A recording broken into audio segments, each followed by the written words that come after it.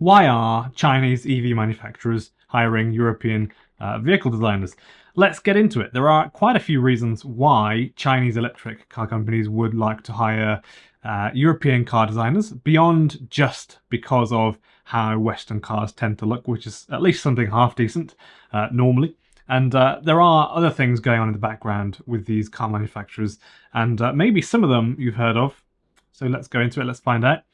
Thank you for joining me. I'm Ben Alexander. For those of you that are new to the channel, I make EV news videos almost every day. Not for the past 13 days, I've been away for Christmas. I talk about the latest news going on around the EV world. So I hope you all had a really nice, fantastic Christmas. This year I've noticed basically everybody has sacked life off. They basically have done this year. And I got no replies or emails or texts back or anything like that. And, you know, I think people had a nice time this year. Or maybe they're just stressed, I don't know.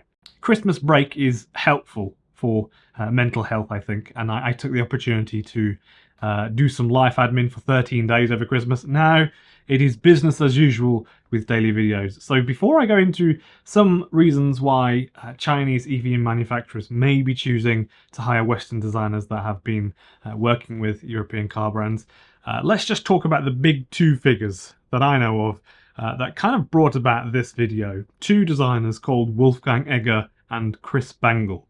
So Chris Bangle is actually American, I believe, but then worked in Europe for a while, and still does actually.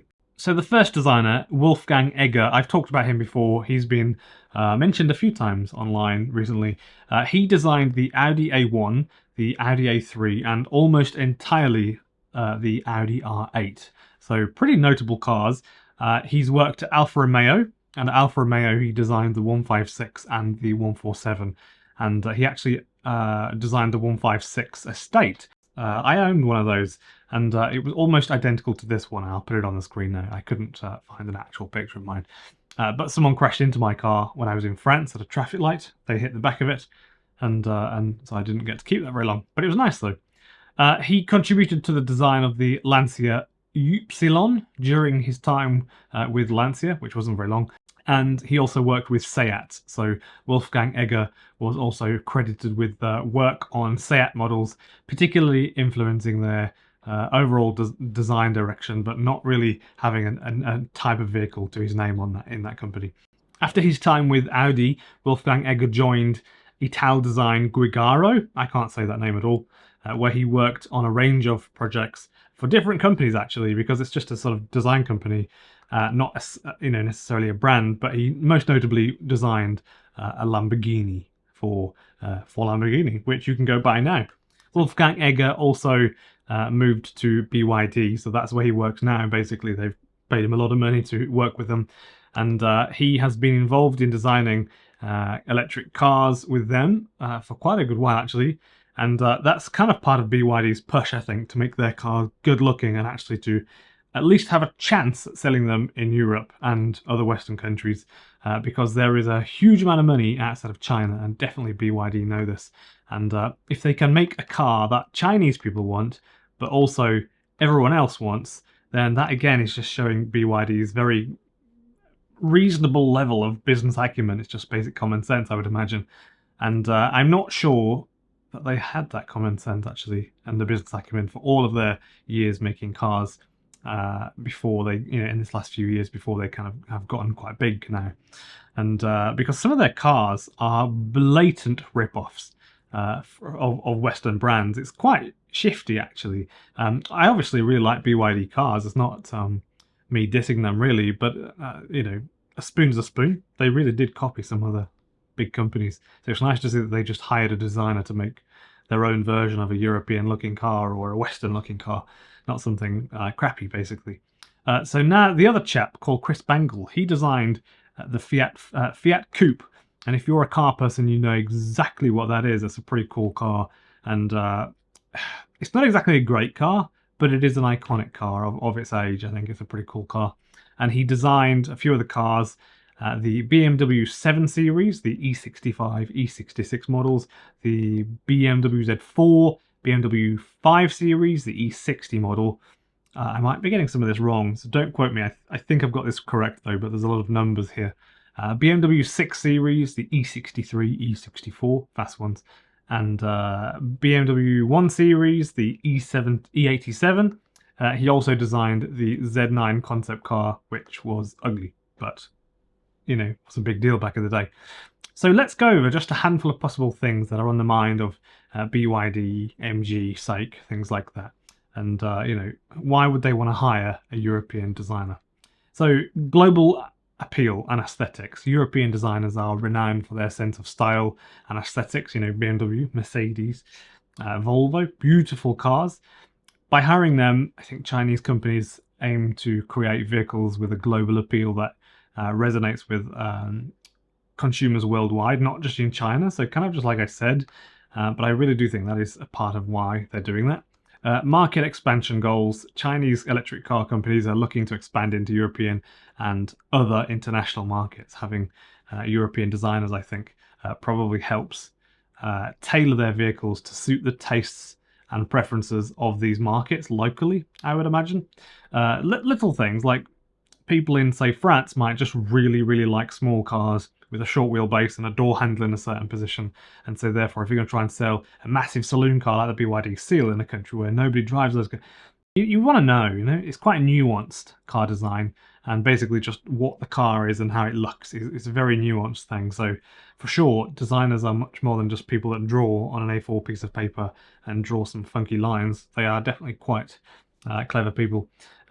If people in Europe are used to buying cars with a certain look and feel, then you kind of need a designer to understand specifically what it is that Europeans like about a Fiat, for example. Is it the connection to the past that they like about Fiats, or is it the modern twist on an old local design for the Fiat 500, for example, or is it something else? So that's just something to consider.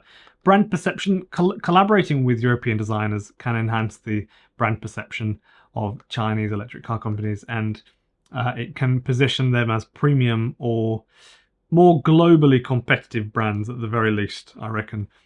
Competing with established brands. To compete effectively with established global automotive brands, Chinese companies need to match or exceed, at least match or exceed in terms of design and quality, which they are definitely doing. European designers help bridge that gap, I would imagine. So you can really see now that BYD cars, for example, are very well made. Really, they do tick all the boxes that basically a Volkswagen ticks in the way that they look, drive, everything you touch. There really isn't something that BYD didn't get quite right, like paint. They didn't make them have crappy paint, but they look all right on a photo. It really does look, you know, they really are just the same experience as a Volkswagen, I think. Which is a bit of a concern for Volkswagen, as you can imagine, because, you know, that's a scary thought for them, I guess. So what they've effectively done now is match the look and feel and quality of legacy manufacturers, and so now that puts legacy brands into the spotlight to see, you know, so we can see now what are they going to do to respond to that? What are they going to do other than panic and then get the EU to make dodgy rules? You know, damage limitation probably, and lower their prices. I can tell that we're coming out of one of the first big phases of the EV transition now. It's not just all about the big flashy cars. You know, like the like big Teslas, for example, Tesla Model X, Model Y, and starting to go into the next stage. I think that's starting to merge now. So a bit, you know, a bit like Elon Musk's master plan from years ago. So this year we will see cars come out that are way cheaper than in previous years, and we might even start taking delivery of them this year if we are very lucky. I think very lucky. But most likely, cars like the BYD Seagull, the Tesla Model 2, and a couple of others will not actually be on our streets in the West, I don't think. In like Europe, France, Spain, Sweden, England, that sort of thing. I don't think they're going to be here until 2025, maybe even later. But we'll see them this year, I should imagine. So I'll just leave you with this thought. If you're unsure about buying a Chinese EV, go and test drive one, or literally just go and sit in one and take it from there, because I think you're going to be very, very, very surprised. And I'm not sure that we have an EV available yet that has proved to be the modern day equivalent of a Honda Jazz or a Honda Fit in America. or the Toyota Yaris, which I think is called the Toyota something, I'm not sure. Toyota Camry as well. These are really, really, cheap and well-made cars, relatively cheap. You can get well over 300,000 or 400,000 miles, so 700,000 kilometers. If you just change the oils in the engine and gearbox or the engine every 5,000 miles, gearbox, don't leave it too long. But basically, they go for a very long time, and I really think BYD could have a shot at that actually with cars like their Dolphin, because they are very, very well built, and I can tell you that the electronics, which of course in an electric car in a mod, in 2024, they need to have great electronics, really, really good, and I'm confident to say that even now, if you take them apart, you can really tell that BYD have started as an electronics company years and years and years ago. They have done things right from the get-go, and I think they've built them to last.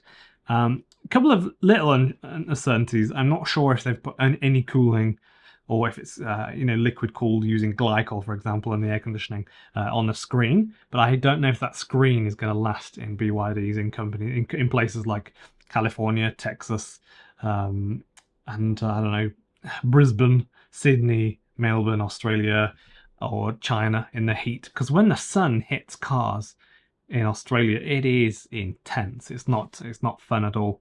So thank you for watching, and see you in the next video. And thank you for being patient for 13 days while I did nothing on YouTube and I just did life admin. So I hope you have a really good year, and I have a good feeling about this year. I really, really do. 2024 is going to be a good year. So thank you very much. You're welcome to put your thoughts in the comment section below. That's kind of your space to voice all of your thoughts and opinions. So